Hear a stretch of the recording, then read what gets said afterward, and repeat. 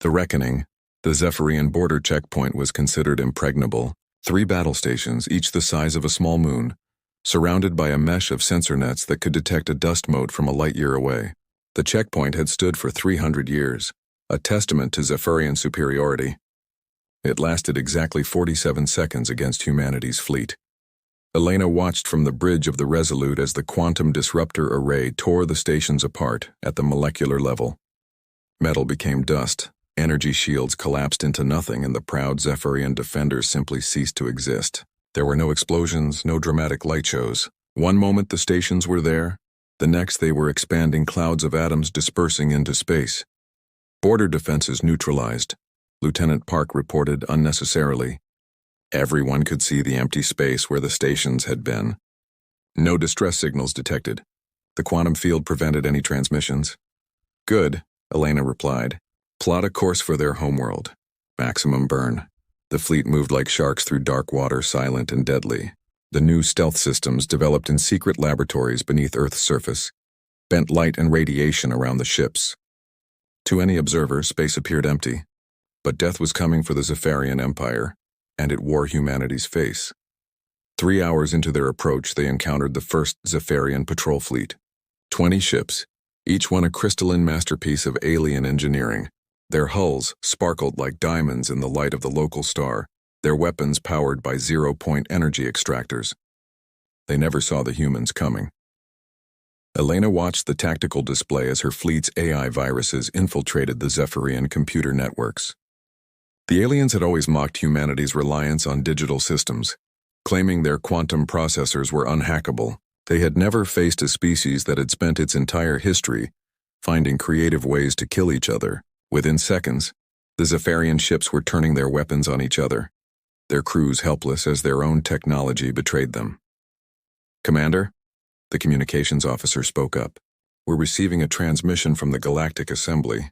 They're demanding to know what's happening. Put it on screen, Elena ordered.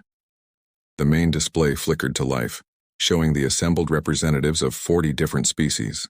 The Altarian ambassador, a being of pure energy contained in a mechanical shell, spoke first.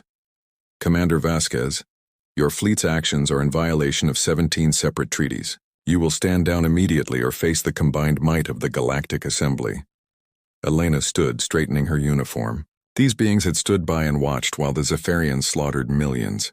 They had offered empty words and meaningless sanctions while human bodies froze in the void. Their threats meant nothing now.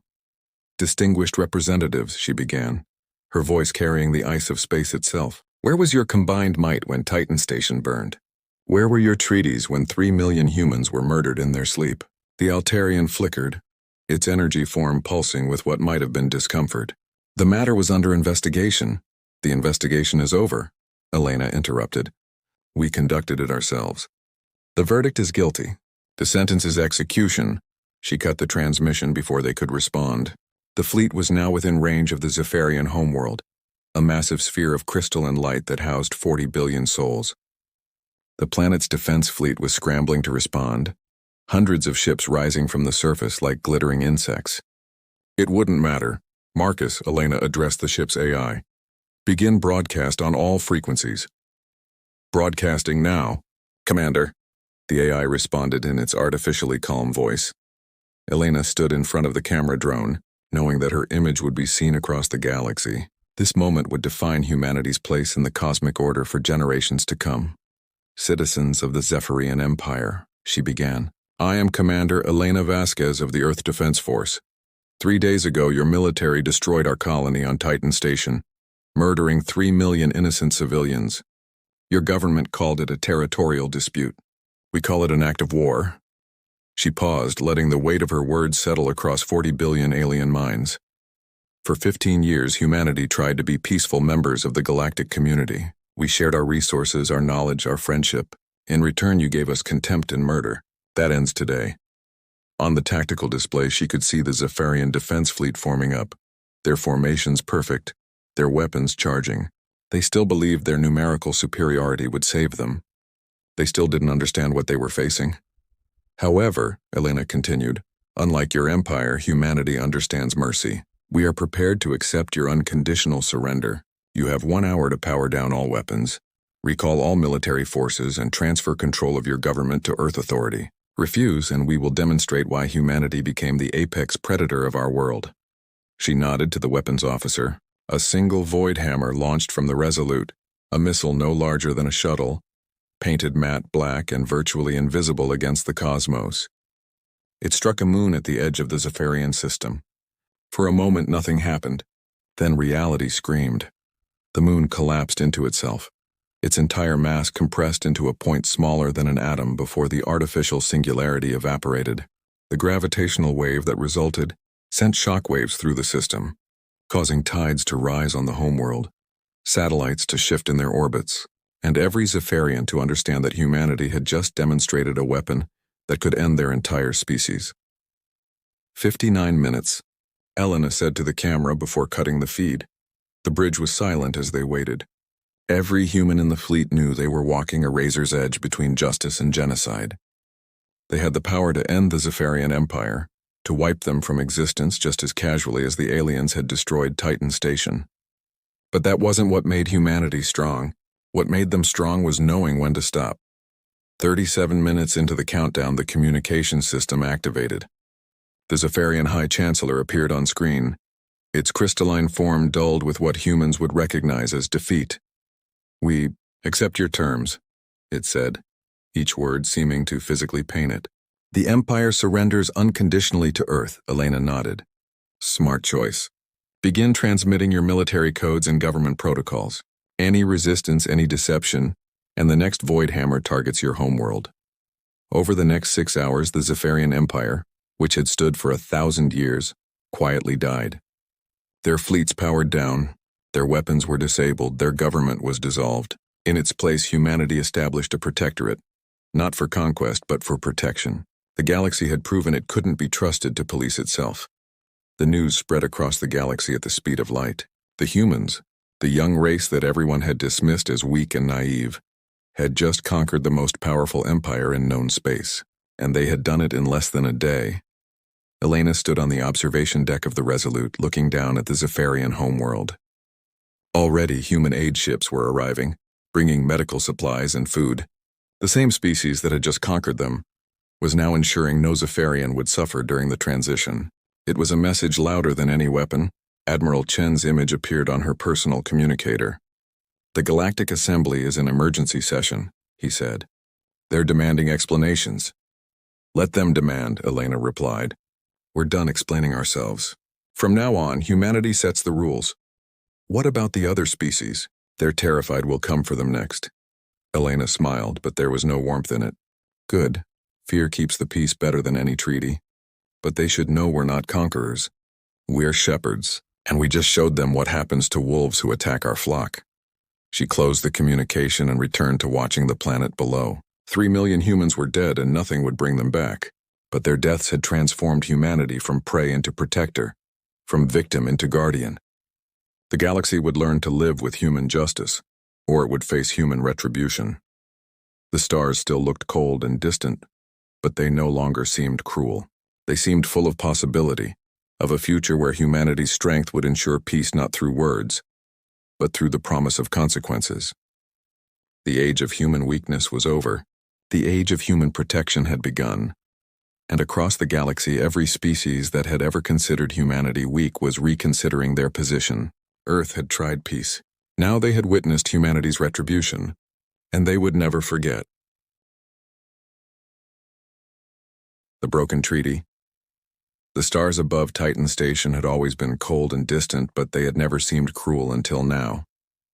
Commander Elena Vasquez stood on the observation deck of the orbital defense platform, her fingers pressed against the reinforced glass as she watched the debris field that had once been humanity's largest mining colony drift silently through the void. 3 million souls gone in an instant. The Zephyrian Empire had called it a territorial dispute. Earth called it genocide. Elena's reflection stared back at her from the glass, her brown eyes hardened by 20 years of military service, her black hair now streaked with premature gray from the stress of keeping peace in a galaxy that seemed determined to test humanity at every turn. Behind her, the emergency beacon continued its mournful pulse, broadcasting the colony's final moments across the solar system. She had listened to the recording 17 times, The screams, the confusion, the children crying for parents who would never answer. Each playback carved deeper into her resolve. The door behind her hissed open. Admiral Chen stepped through, his weathered face grim. He had aged a decade in the last 48 hours since the attack. The weight of command had never been heavier on his shoulders.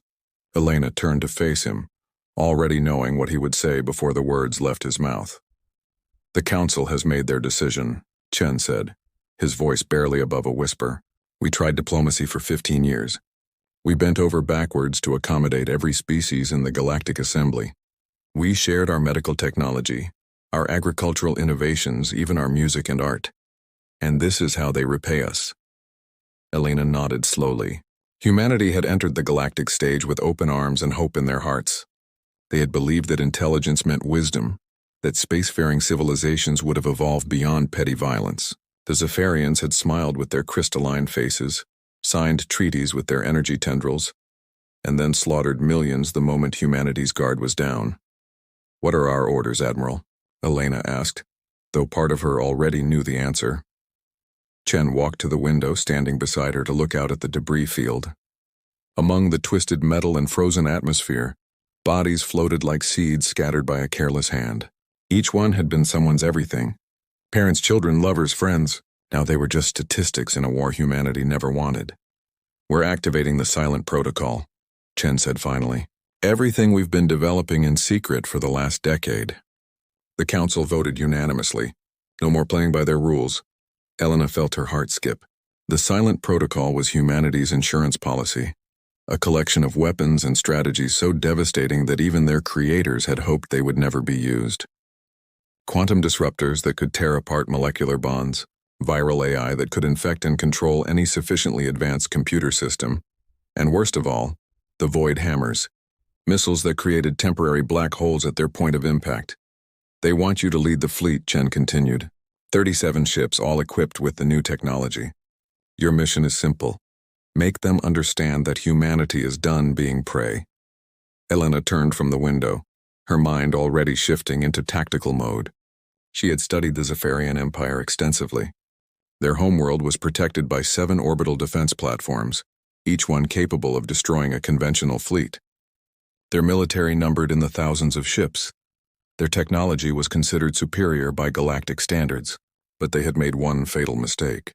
They had assumed human kindness was weakness. "How long do I have to prepare?" she asked. 72 hours. "The fleet is already gathering at Mars Station. The crews are volunteers, every last one of them. They know this might be a one-way trip."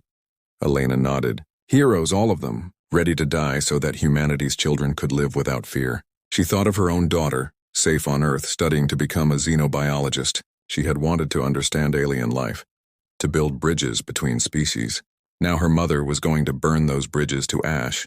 The preparation was a blur of activity. Ships arrived from across the solar system, sleek predators bristling with weapons that violated 3 separate galactic treaties. The crews were grim but determined, men and women who had lost friends and family on Titan Station. They didn't want glory or conquest. They wanted justice. Elena's flagship, the Resolute, was a masterpiece of human engineering. 2 kilometers long, powered by an antimatter reactor that could crack a moon in half and armed with weapons that the Galactic Assembly had explicitly banned. The ship's AI, Marcus, had been programmed with every military strategy from Sun Tzu to Patton, from Napoleon to the great Admiral Yi Sun Sin. It was not just a warship. It was humanity's rage given form. She stood on the bridge as the fleet prepared to jump. Her crew worked with silent efficiency, each one knowing that they were about to change the galaxy forever. The navigation officer, Lieutenant Park, looked up from his console. "Jump coordinates locked in, Commander. We'll arrive at the edge of Zephyrian space in approximately 6 hours. All ships report ready," the communications officer added. "The fleet is awaiting your command." Elena took her captain's chair, feeling the weight of 3 million ghosts on her shoulders. She thought of the children on Titan Station who would never grow up, the scientists who would never make their discoveries, the artists who would never create their masterpieces. The Zephyrians had stolen all of that potential in a moment of greed and cruelty. "Open a channel to the fleet," she ordered. The main screen lit up with the faces of 36 other captains, each one bearing the same expression of controlled fury. These were humanity's finest, and they were ready to show the galaxy what happened when you pushed a species too far. "Ladies and gentlemen," Elena began, her voice steady despite the storm in her chest. "For 15 years, we tried to be what they wanted. Peaceful, cooperative, subservient. We believed that civilization meant something, that there were rules even in war. Titan Station proved us wrong." She paused, letting her words sink in. On the screen, she saw nods of agreement, jaws clenched in determination. "Today, we stop pretending to be sheep. Today, we remind them that humanity climbed to the top of the food chain on Earth not through mercy, but through intelligence, adaptability, and when necessary, violence. We are the descendants of hunters who faced down saber-toothed tigers with stone spears. We are the children of warriors who conquered every continent, survived every disaster, and reached for the stars when everyone said it was impossible." The bridge was silent except for the hum of the engines. Elena stood, her hand resting on her sidearm, a traditional projectile weapon that her grandfather had carried in the last war on Earth. "They took 3 million of us. We're going to take their entire empire. Not because we want to rule, but because we want them to remember. When the next species thinks about attacking humanity, we want them to remember what happened to the Zephyrians and choose peace instead." She sat back down, her fingers dancing over the command console. The jump drives across the fleet began to spin up, reality bending around them as they prepared to tear a hole in space-time itself. "All ships, this is Commander Vasquez. Initiate jump on my mark. Let's go remind the galaxy that humanity didn't conquer Earth by being nice." The stars stretched into lines of light as 37 ships disappeared from human space, carrying with them humanity's message to the galaxy. "We tried peace, now you'll witness our retribution."